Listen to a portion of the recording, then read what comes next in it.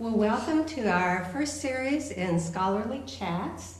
We have a couple of guest faculty with us today. I'll let them go ahead and introduce themselves, and then we'll get on with our topic of discussion.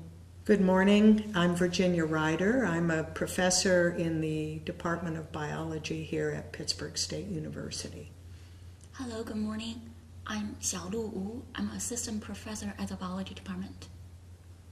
We've decided to get together this morning because we wanted to talk about things that we normally talk about every day, which is having undergraduates doing research experiences in our laboratory. And Pittsburg State University is known primarily as a teaching institution, and there's no doubt that that remains the most important mission at the university. But since my arrival here, I've tried to encourage faculty to incorporate undergraduate research experiences as a wonderful way of getting students engaged in the process of learning.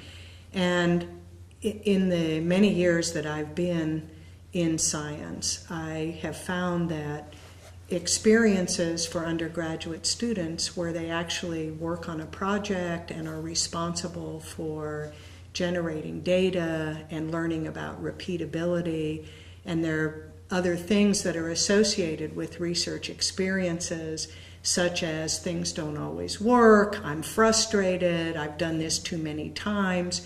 So they learn about persistence, and they learn about having controls in their experiments, and it teaches them so much more than just actually doing an experiment. It really generates, I think, in students a love and a respect for discipline, and of course in our case that's biology. And so we've had a tremendously successful program here at Pittsburg State University through what's called an INBRE mechanism. And this is a grant that includes all of the higher educational institutions in the state of Kansas. And it's provided resources for undergraduates to engage in research at Pittsburg State University. And at this point, we've had well over 50 students who've worked in a variety of faculty labs just in the biology department. And out of those 50-some students, greater than 98% have gone on to careers in science, and that includes dental school, medical school, vet school, graduate programs, biotech industry. So I think the opportunities for students to do undergraduate research is critically important at all institutions, and it really is a value for a teaching mechanism for students to learn. And I wanted Dr. Wu to talk a little bit about her project, which I think is probably a surprise of some people, that we would have this kind of research opportunities for undergraduate students at Pittsburg State University. So Dr. Wu, perhaps you could tell us a little bit about your research and how you got to be interested in influenza. Okay. Hello. My expertise is viruses. Particularly, I have a research lab focused on highly pathogenic influenza viruses called the H5N1. I hope the rumor didn't start from here. Like I'm working on some biological weapon over here, even though I do mention highly pathogenic. Actually, the H5N1 we study in the lab is very safe. We working on genetic engineered viruses, which is not pathogenic at all. Because the priority of doing any research at the school is the student safety. So we definitely make sure the safety over there.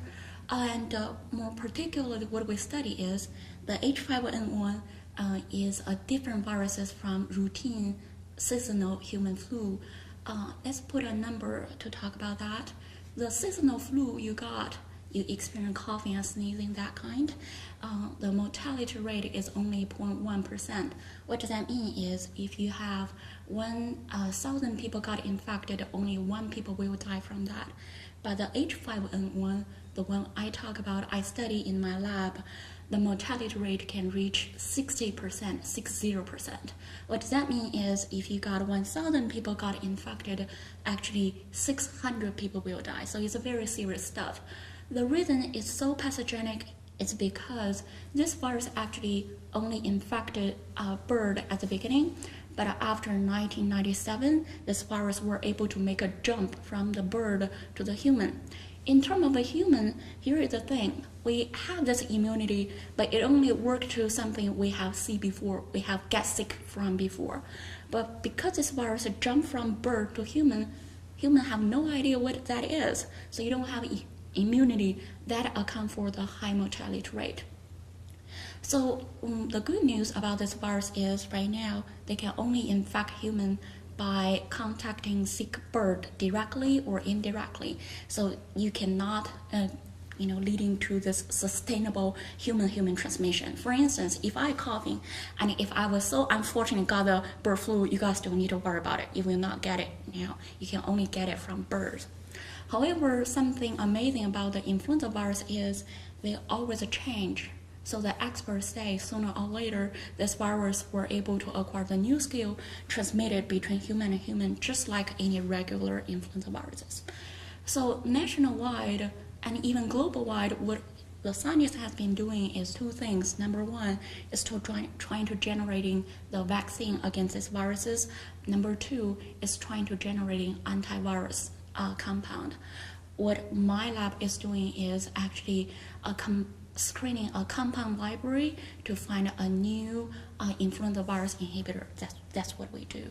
In the past few years, I have been recruited 10 students working in the lab on this project. And so one of the students who comes to my mind right away, because she really was an exceptional student, is Whitney Baldridge. Right. And Whitney's actually a graduate student who recently defended her thesis.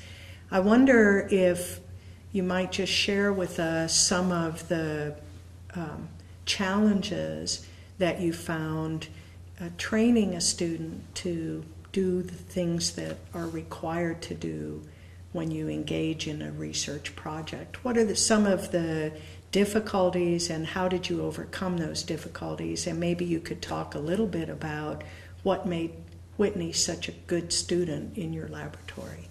Okay. I think the past 3 years I have been working with Whitney, and I truly enjoy this process.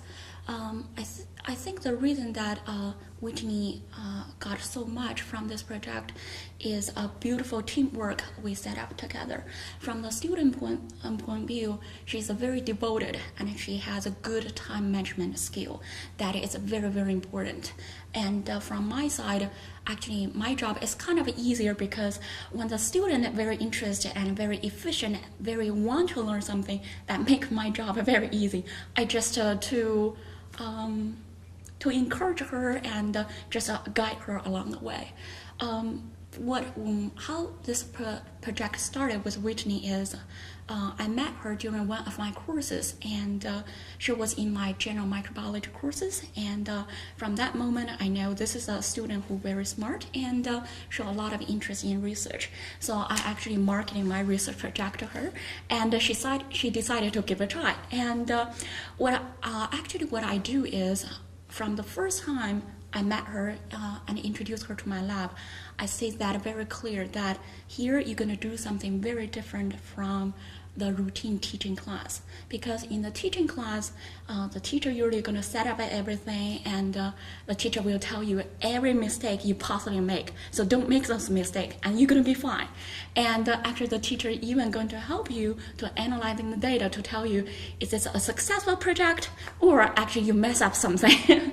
And so I told her at the beginning, things going to be completely different because here I expect you to be independent. And she actually become an example in my lab what is an independent student researcher can be. That is, every step of the whole project, you were there. You are not just kind of stand behind my back or under my wing. You were right there, equally important as myself. So I trained her to get used to this kind of a style, from the lab setup rather than I put everything on the table, say, okay, this is what you need for today. Rather, I'm always encourage her to try her best to think of what do I need for today, okay? At the beginning, the list doesn't need to be perfect, but the point is you get used to step ahead and trying to take care of yourself when you do research. And also, not only the lab setup, but also doing the lab technique and the data analysis and writing the lab report, the whole process, Whitney was there. I value her as an independent researcher, not just a student watching me to doing research. At the beginning, it might be a little scary from the student point of view. They might be worried about, what if I'm going to make mistake? I told them, making mistake at the first is fine. We all learn from our mistake. The point is, you try not to repeat your mistake, and that's the thing. And because when I met her, I newly graduated from the graduate school, so I still remember what I was like when I first joined the lab. So I completely understand all kind of, for instance, concern or anxiety the student might experience. So I was standing by her, give her courage, and make sure that I will be there, but not the first time. The first time you try your best by yourself, then I'm going to discuss with you how you can make this better next time. And over the time, she really enjoyed this. I'm going to give you an example. A lot of the students come to the lab at the beginning, they're going to say, Dr. Wu, I'm going to do whatever you ask me to do. But in the end, this is going to be what happened. I told them, okay, you might want to do this. A lot of my students are going to say, are you sure? I think I'm going to do that way. And that's the best thing could happen to a research mentor, because you realize the student is evolving into an independent researcher, a thinker. Rather than they take what you say, they just do it. Rather they think, how I can do that better. Is this the best way to do? And that's the best part. So I think that raises, for me, one of the most interesting aspects in using research as a teaching tool. Yeah. And one of the comments that I hear quite often from people in industry is that college is not actually preparing students in a way that is important for them to get out into the workforce. And I think incorporating undergraduate research does a tremendous job in that preparation, because it teaches students, they learn how to problem solve. And I think and they learn that they can do a lot of problem solving without actually having somebody over them to teach them how to do it. And I think that independent thinking is one of the most valuable pieces, really, that comes out of doing research. And I don't think it matters whether you talk about a graduate student or an undergraduate student. I think the benefit for the undergraduate student is the same. It just comes earlier in their career. And there's evidence now that if students engage in an undergraduate research project, they're more likely to stay in school and to finish their degree in school, as compared with students who don't actually have that opportunity. So I wonder if you would like to share with us an example of maybe a student who was difficult for you, and how did you actually get them to go through some of the important parts of research. Perhaps a student who didn't pay as much attention or who wasn't careful, and then they learned over time how to actually become more careful. Okay. I think actually I'm going to answer the question. A difficult student. Actually, when I recruiting my student, I was very careful because, as I mentioned before, if I want the student to be independent in the research project, the time devotion is a key. They really need to spend a lot of time to learn this technique and also think about it. Therefore, when I recruit the student, actually, I give them a little tryout period, for instance, 1 month. Give them an idea, this is how much time they need. And therefore, the student who finally decided to join the lab, most likely, they're already fully prepared emotionally and technically. And in that case, I don't have a lot of problem that the student later just run out from this project. They know this is what they are looking for. But what I do experience is I understand because my student population is kind of a mixture population. Some are decided in the future want to go to graduate school, so they need this experience more for their application. We also have the student who want to go to graduate school or dentist school or physical therapy or a physician assistant. And what I do as a mentor is, depends on what they want to get from this project, I actually give them different level of work to do. For instance, if you really want to work so hard to even get a research publication, this is what you set your goal is, then I'm going to give them more, time demanding job to do. Versus the other student, if they just want to have a look what the research going to be like, and they, due to all kind of reason, they don't have that much time, after we have a sincere discussion, okay, we make sure we on the same page. This is what you want, and this is what I'm expecting. I more likely give them some less time demanding things to do. For instance, they can do some literature review, or they can think about some other project. Here I'm going to, if you allow me, I can give you an example. For instance, in the last semester, I have some student who actually going to go to the medical school. They want to become a physician, and because he is busy with job shadow with a physician and also coursework and all the other things he need to do, he won't be able to afford that much time. Once I realized like that, I actually put him to do a poster presentation project, still about influenza, but the title about this project I asked him to do as a future physician is, I said to him, is that, you see, you already realize that bird flu could be super, contagious. I mean, contagious, what I mean by that is, if you find somebody who is already bird flu, patient, you really want to have a close look, not let him just walk around. That is what I mean. It's not like right now, he can give that away easily to other people, not like that. So I telling him is how you can tell the people who work into your, the doctor office, how you can tell he's a bird flu victim. You really need to dial the 911 to the CDC rather than just so people have the regular flu. How you can tell? I mean, because things going to be different. If the CDC already said the news, say, okay, we already have the bird flu, then every doctor will be super cautious. But the point is, if this is the first case in Kansas, how you can tell? And what are the things you need to do from here? Because the number one case is the one you are not prepared, and actually it's a very crucial moment. So I set this program to this student who want to be a physician. So he actually, with some mentor from me, he decided to watch on, if that's the case, what's the number should I call? What kind of a test, the CDC need to run? And how I'm going to collect the sample and send that over either to the state office, to the CDC, and how those clinical test works, what kind of information they can receive. So turned out to be a kind of a mimic experience that if this is the first day you experience a bird flu victim walking your door, what's that day going to be like? So that is a project he actually worked with. I thought that's going to be a nice kind of a combination of his particular interest and the bird flu project in my lab.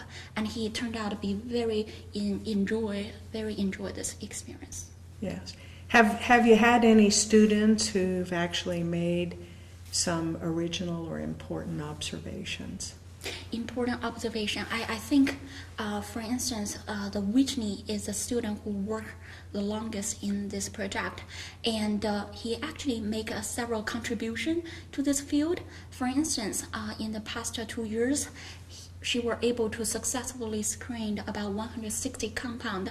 Those are the compounds that nobody know whether they're going to be useful for prevent viral infection or not. She tested each of the compound, and for the first round of the compound screening, she found about, for instance, 10 compound worth continuing investigation. Then she screened that again. We call that second compound screening. The point is to confirm the inhibition of those compounds on viral infection. Out of the second compound, at this moment, based on the preliminary data, we found 3 compounds have shown repeated inhibition of those viral infection. Even though at this moment the inhibition is not as high as, for instance, 95%, as most of the industry like a pharmaceutical company want. The best we have at this moment is a 70% inhibition, but I do think that actually opens the door for the continuous study. For instance, we can collaborate with the chemistry department at the PSU to modify some of the compound structure to make it work better, and that is a future project we have in mind. Okay. I wondered whether you might have any questions that you think would be of interest? Well, we did talk at one time about how to integrate teaching into the research. You've hit on that. Yes, a little bit, but we can do more if you're interested. Okay. And we also talked about how undergraduate research promotes retention. Yes. You would like to talk about that? Or? Yeah. And okay, so yes, in fact, I just kind of glossed over that, but every university has a huge problem in freshman level students coming in, and many of them have never had any challenges academically, or it's certainly not challenged to the level that they get in college, and I think they get discouraged relatively quickly. And so the evidence that's out there is not so much on the freshmen. They have a lot on their plate. There's a big transition from going to high school into college, and that first year is very difficult. But in the sophomore year, there are studies that have been published that absolutely show that if students can be engaged in a research project and get interested in something, and it doesn't matter whether it's a direct interest in terms of I like bird flu, or I like viruses, or I like some particular aspect of biology, having a good mentor like Dr. Wu, who's actually interested in the success of the student, contributes enormously towards making that student feel that they belong here and being interested. And the best success over the last many years that I've had with students has been to recruit students who are interested in research as sophomores, and then hopefully they stay with you through their senior year, which gives them actually 3 years of research experience. And in a selfish way, it's wonderful for me because rather than one semester where a student learns something and goes away with that, the student actually has many semesters of doing research, and if they really like the research, they begin to make original observations.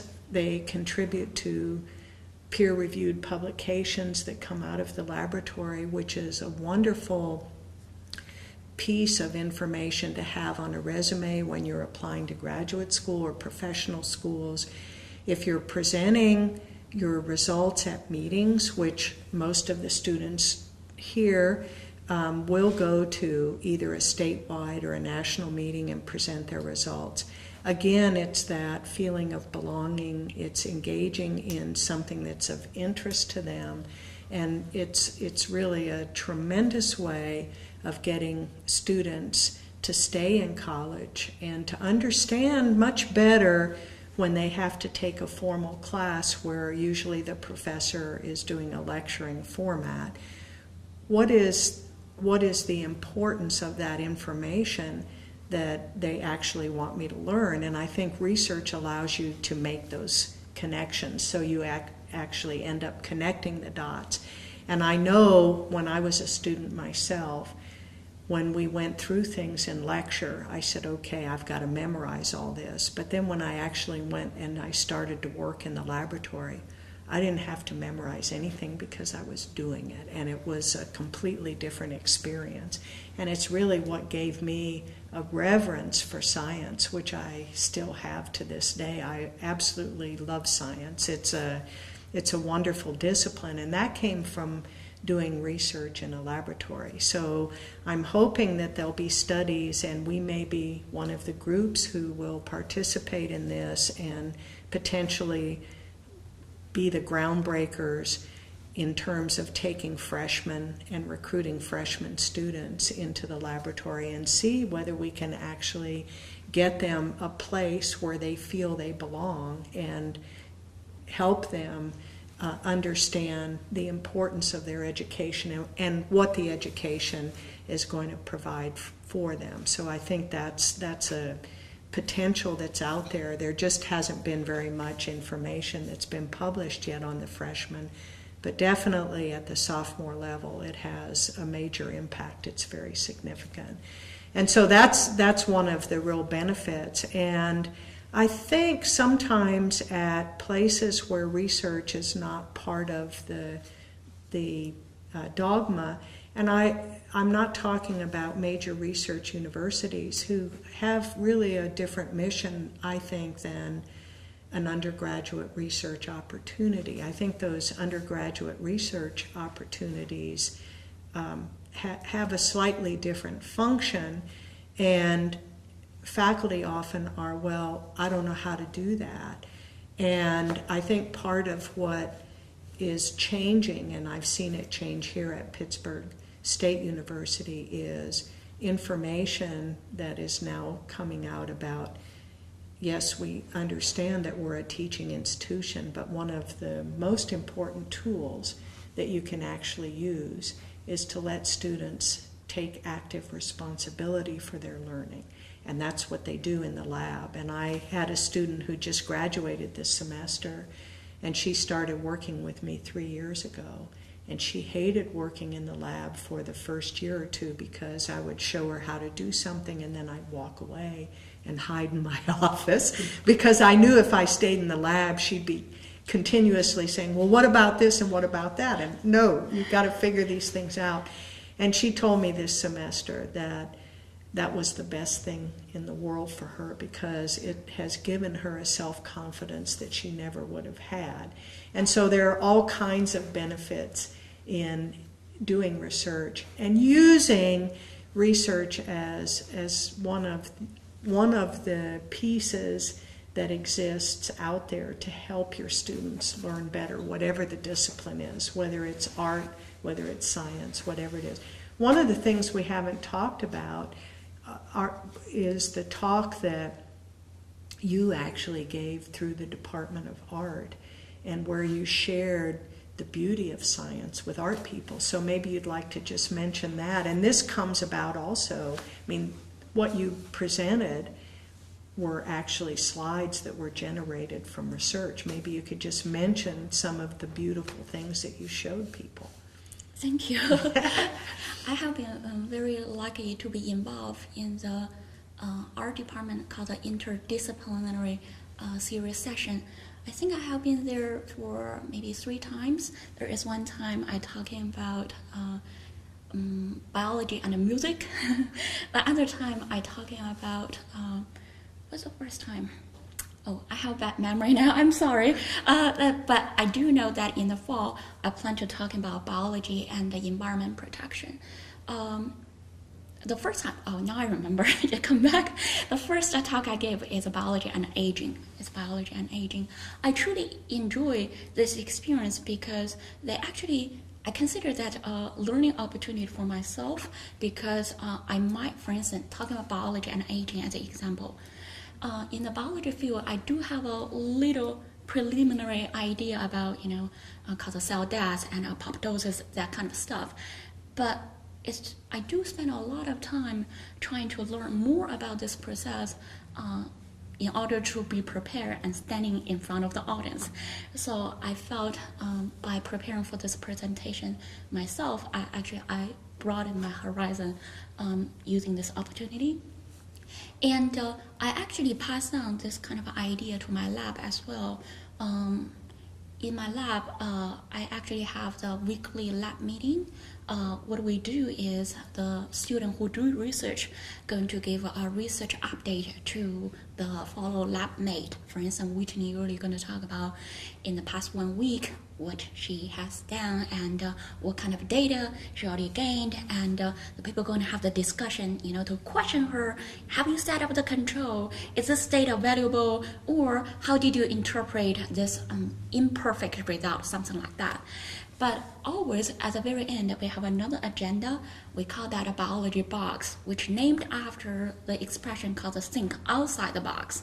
What I do with that is I actually, as I mentioned before, I have the student who have a different passion and have a different level of time devotion. So what I ask them to do is, this is the time you guys are going to give a 10 minutes presentation. Okay, doesn't need to be fancy with a PowerPoint or anything, just talk about it. Any topic which link biology to any other topic you least think about. For instance, what I have been done before is, at the beginning, I told them, don't talk about biology and disease. I know biology is there, but talk about something you never think about before. And at the beginning, it's me who actually gives several topics. They choose which one they want, and actually they found that none of them is easier than any other, actually. And then later, they actually come with their own idea. I give you a few ideas. I just give you some idea what we have been talking about. The first topic I have asked them to choose, including like a biology and a video game, biology and a cell phone, and biology and art, and also another one is right after the news about Michael Jackson. Actually, I came from China, but I know who Michael Jackson is. So when he passed away due to this accident, I feel so sad. I said, the news talk about so many drugs, this drug, that drug. What does the drugs do? So you guys make a presentation about that, okay? Let us know, exactly what happening with this tragedy. So they do something with that. And one of my students actually very interested in zombie. That is the time they have this game called vegetable, plant, and a zombie game was very popular. I said, how are you going to define a biology, something alive? And what kind of feature zombie doesn't fit? So we don't consider zombie as a real life. So you talk something about zombie. We talk about biology and movie. And this biology and the cell phone actually is a topic I presented. And that's amazing. Have you thought about biology related to cell phone? And I come across this news saying that the cell phone in the past have this problem when they take a picture in the night, the noise usually is very loud, so your picture is very fuzzy. So some research actually learned something from beetles. Actually, it's not any regular beetle. It's a particular beetle actually working with the poops of the cow, that kind of beetle. They find in this particular beetle, they have a mechanism can be used in the cell phone industry to make them make the sharp image in the night. And that really come as a shock. Even as somebody who studied biology for so long, I thought, as a teacher, I thought, what kind of the things can really motivate our student to do research or do study is something useful. They think it's useful and exciting. So therefore, by doing this kind of presentation, they actually found, biology is not about treating the sick people, or learning about human body. It can do so much more. So that is the time, actually, they have a good time. They actually shock me every time with a good presentation they come up with. And I just felt we can do research with so many ways, not only the serious research you spend, for instance, 10 hours each week in the lab, but also we can do different level of a connection, biology and research or other topic. In the classroom as well. For instance, this kind of a biology box presentation is a little try I did in my lab, but also in the classroom, I asked the student to set up some web page about their passion with biology, and that's something they very enjoy as well. And I think the lab meeting is very traditional in science, where your lab group gets together. And over the years, the students have told me that that's one of the things they like best, because they're actually teaching each other. And so, for example, one student will hold up an experimental result, and everybody looks at it, and so then you ask the question, what's wrong with this? And they love to help each other learn about how to do things. So I think that's another interesting part of engaging in research together. Yes. It really does promote working together as a group and the importance in solving problems as a team player rather than as an individual. So that's something that you might not think comes out. And I really like the idea about the box. I would have to steal that idea. Feel free. I think that's a great idea, actually, because it expands beyond the seriousness of the biology and the science. It expands it out and gets you to think about things in a different way, which is what you're trying to do with undergraduate experiences. So that's a great idea. It sounds like it was successful too. So. At least I can say they really have a good time with that. Yeah. And what I felt is in the past 5 years, I were able to have the opportunity to contact or interact and mentor and learn from a lot of excellent students at the PSU. I felt their interest was there. As a teacher, what I can do is how I were able to help them to make up the connection.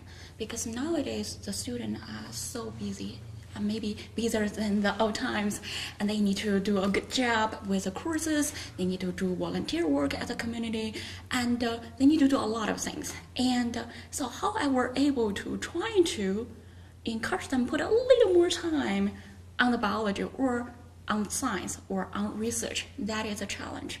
What I have been trying to do is, first of all, if I want to recruit some student to research, I need to let them starting with some projects they already like a little already, not something they have no interest at all. I need to know each one of them, what do they want to know? Okay, besides biology. For instance, I have this student who come with me for an honor project.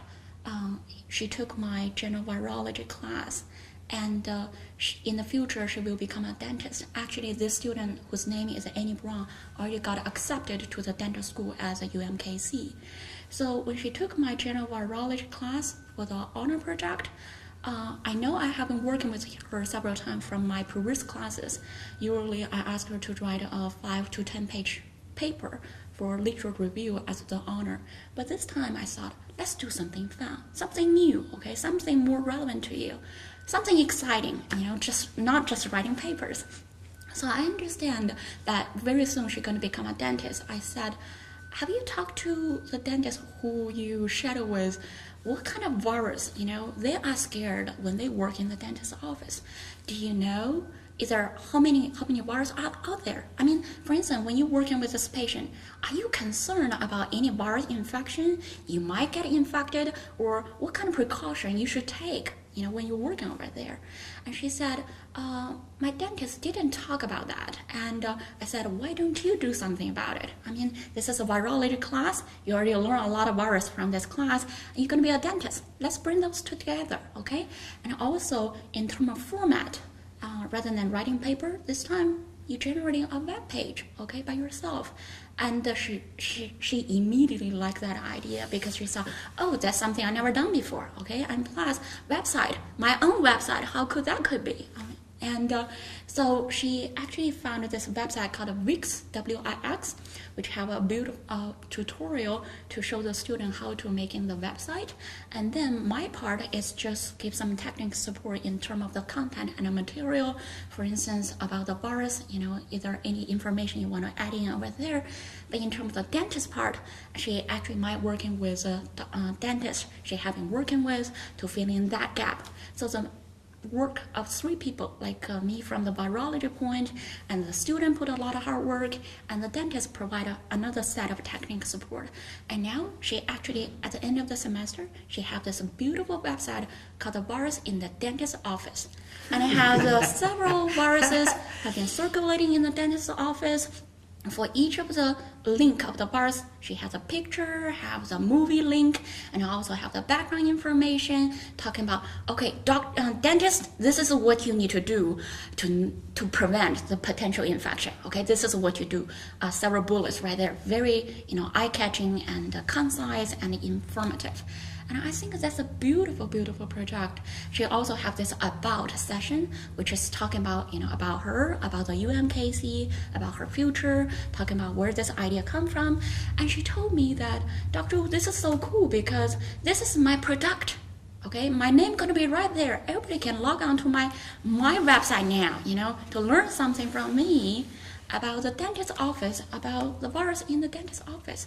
That's excellent, and I think this is a very encouraging, try, we have done, I definitely got encouraged to, continue this idea so that we can combine the new technology and the coursework and the student interest together. Great. Perfect. It's good. Okay. I think it's these kinds of examples which keeps us in this profession, in this academe, the success of our students. Somebody becomes a dentist, somebody becomes a doctor, somebody becomes a famous scientist. Yeah.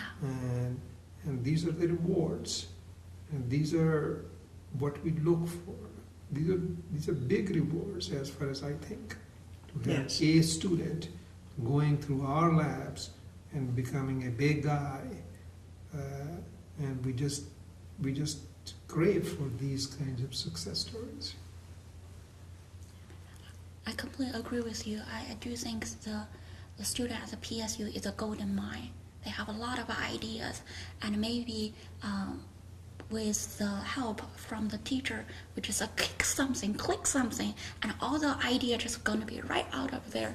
And if you are a student who is watching this is something I really sincerely want to share with you.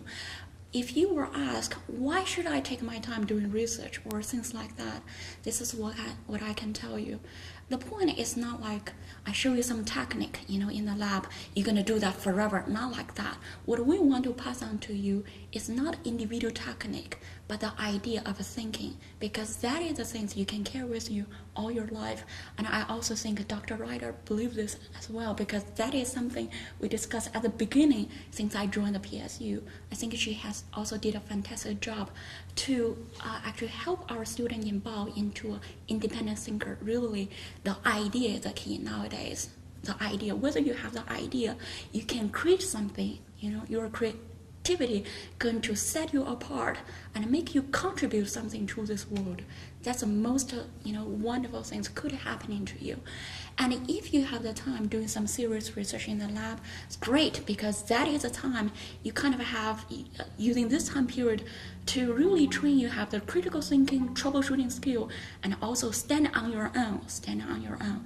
And I think that kind of skill is all the job opportunity is looking for as well. No matter what kind of job you do, doctor or dentist or any other kind of a job. The point is, when you're on this position, you need to do something by yourself rather than just taking order from somebody.